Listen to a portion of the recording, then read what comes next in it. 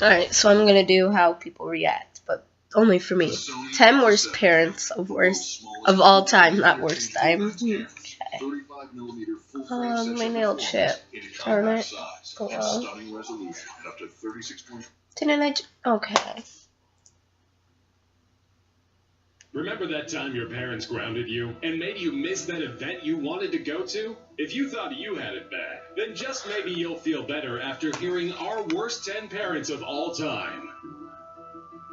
In 2012, superficial and surgery-obsessed mother Sarah Burge bought her daughter, little Poppy Burge, a 7,000-pound, or roughly $11,000, voucher for liposuction on her 7th birthday. Sarah defends her gifts by claiming Poppy asks for surgery all the time. What? Undoubtedly due to the constant influence of her mother, who has spent Oh more my than God. 500,000 pounds on her own. Furthermore, Sarah views the vouchers as an investment in her future, like saving money for her education. Sadly, this award-winning mother has also made headlines once before, when in 2010 she confessed to teaching her daughter to pole dance after giving her yet another voucher, this one, for breast implants. She gave her daughter breast implants? Future she's investing oh my in, gosh. She should probably learn how to count singles before she's 18.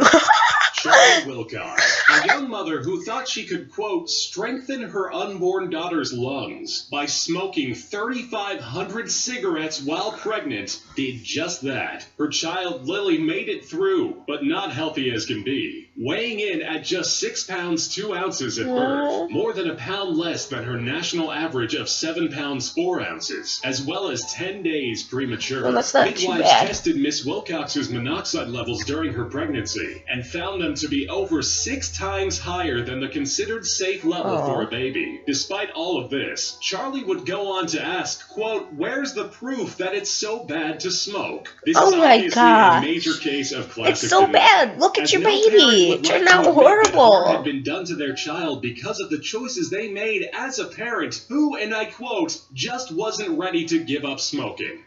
British mother Carrie Campbell told Good Morning America that she administers Botox shots to her young daughter Brittany. Who does that? Who induces a child, 8-year-old child with Botox shots? During the interview, poor Brittany would go on to say, it hurts sometimes. It makes me nervous, but I get used to it. Willingly inflicting pain to your child for something as superficial as beauty pageants. Mother Carrie states that it's alright though, as lots of moms there give their kids Botox. Oh my gosh, who does that?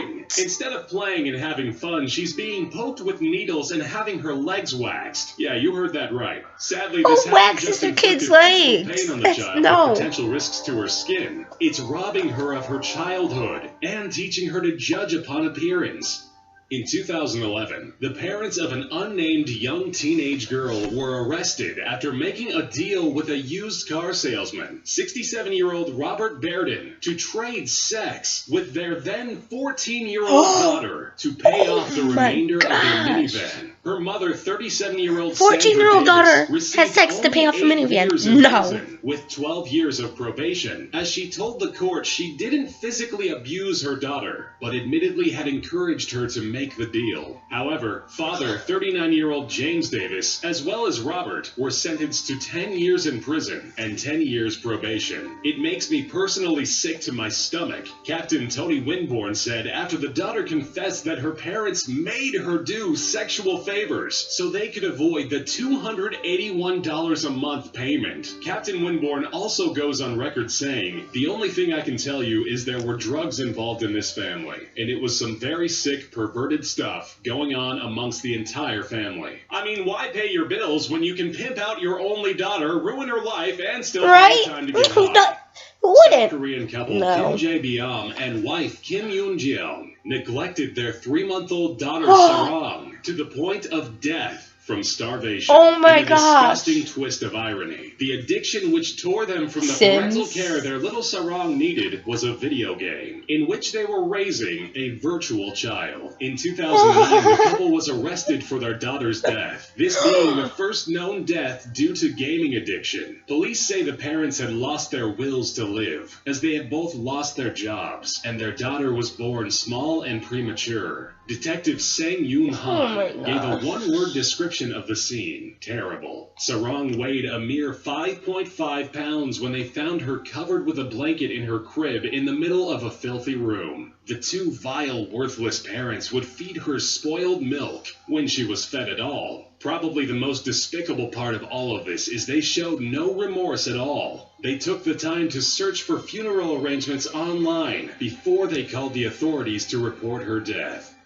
Back in 2012, Jody Rock was arrested after she admitted to burning her then 15-month-old son's genitals with a hair straightener. In the Who does that? affidavit, Jody tells investigators that she 5-month-old touched her hand child's to the genitals air to get check burned if by it a was hot, straightener. and then closed the What iron clamps has this across world her come son's to? genitals. The child suffering 3 burns starting on the inside of his right thigh, spanning across his testicles, and pinches the left inner thigh. As if the act wasn't disturbing enough, she tried to tell police officers that it was her boyfriend and others in the house before she would finally confess. Sadly, medical examiners would come to find a number of other injuries on the child, including several fractures which would never allow the child's bones to properly set to an obvious deformity on his shoulder. The child's eyes were described as glassy and withdrawn, in which it was visibly obvious that the child was in great agony.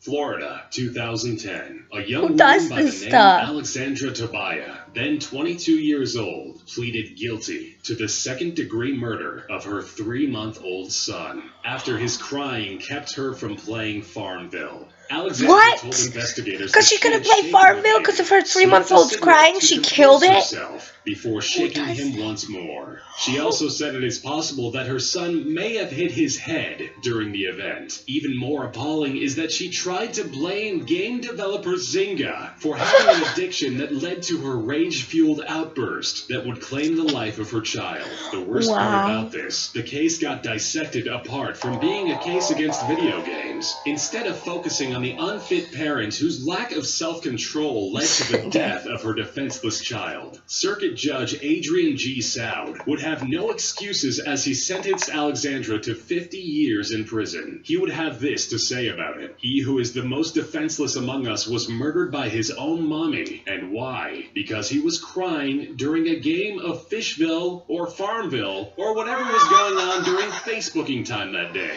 Josh Powell, the man who had a wife gone missing in 2009, would go on to murder his 2 young sons with hatchet blows to the back of their heads before causing an explosion which would claim the life of all 3. Just days after a judge had ruled against him in a child custody hearing, a social worker would bring the 2 boys to Mr. Powell's home in Graham, Washington for a routine supervised visit. Upon arrival, Powell had his sons enter the house, but would forcefully block the social worker from entering. The social worker called her supervisor to report the smell of gas in the home, but mere moments later, the home would engulf itself in flame. This being a final act of a desperate, loathsome, and disgusting man, after his children began to verbalize more. As the oldest boy began talking about the camping trip, in which Mommy was in the trunk, Mom and Dad got out of the car and Mom disappeared. Mom went into the trunk, Dad threw her in. Remains belonging to Josh Powell, and that of his 2 children, 7-year-old Charles and 5-year-old Braden.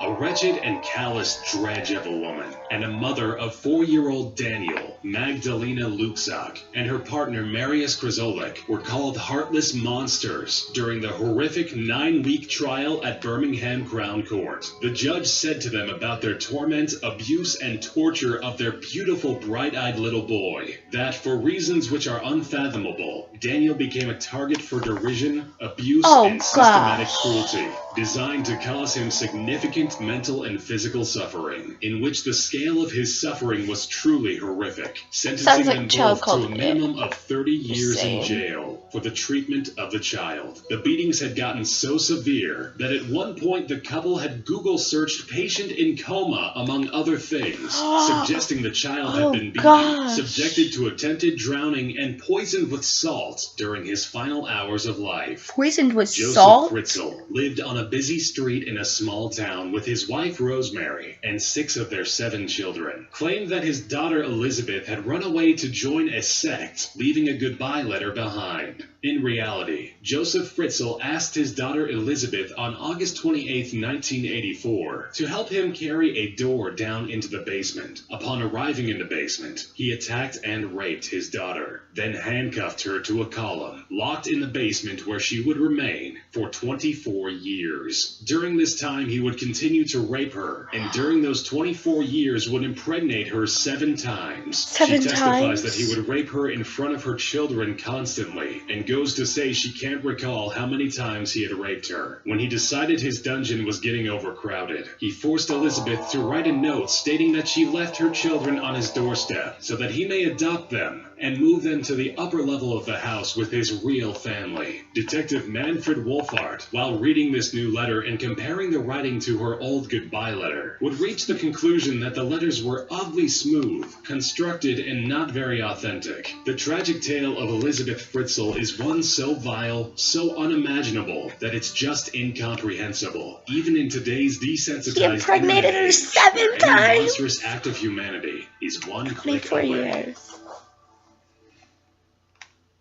Alright, well, that's it, guys. I make weird faces and noises. Alright, peace.